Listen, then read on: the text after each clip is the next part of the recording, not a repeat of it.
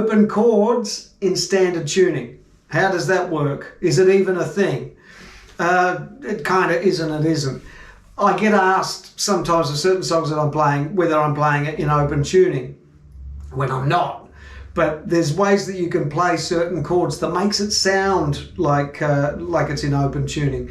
That little example that I was playing is an excerpt from a song of mine called Skeleton Kiss. It's in E minor, but what I do in the verse is I go up to an E minor 7th, like that, up on the 7th fret. The root note is on the A string, so it's kind of like that A minor 7th moved up. I do that little thing where you take those off. That's not what I'm talking about, but even that's a cool move. But when I go to the D, so it's kind of like playing a D7 shape, but I raise the first string, so that there's no bar. That's what I'm talking about. It's that sort of chord. What happens is I get an open third and an open first string. I won't go into what all these chords are called because it's more about the technique than figuring out what all the names of the chords are now going to be. But let's just look at that there. So you can do that with the E minor as well. So you play an E minor 7 and lift the bar up, and then you'll get those open notes there. You can even play the low E when you do that as well. That'll sound like that. Do it on the D as a major chord. If you do it as a minor chord, it doesn't sound so good. You figure this stuff out. But it works if you're doing it with the major third there. This will also work for your C. If you do C as like a major shape.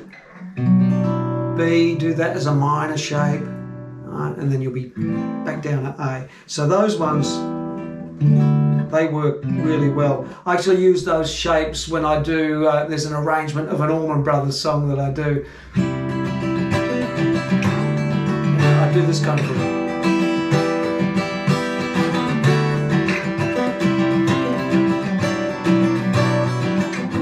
I do that kind of thing, but I'm using those shapes quite a lot.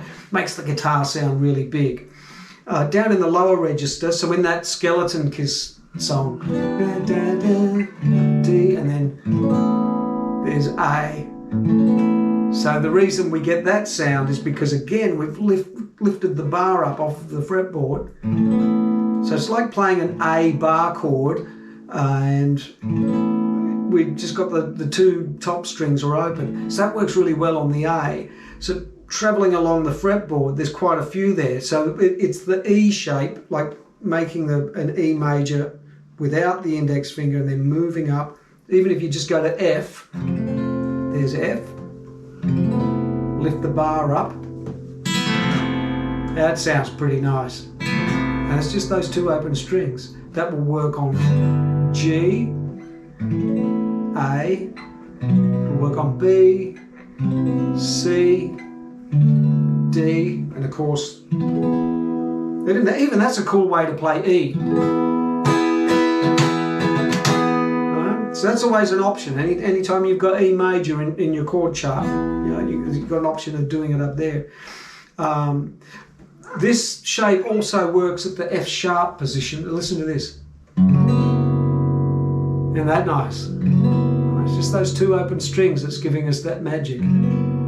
And I went to B before as a major. You can also do that as a minor. A will work as a minor, and so will F sharp. Right? The way that I've formed that, these are all on the same fret. So you can do that second fret with your second finger.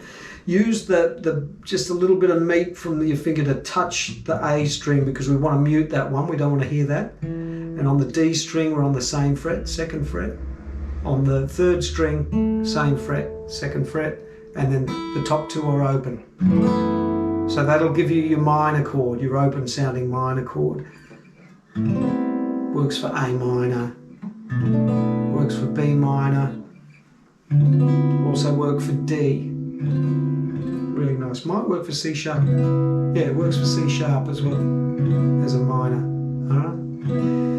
So there's a bunch of them. I hope that's useful. Have fun with that, and I'll show you some more stuff real soon. See you later. Explosive hits on the TV screen.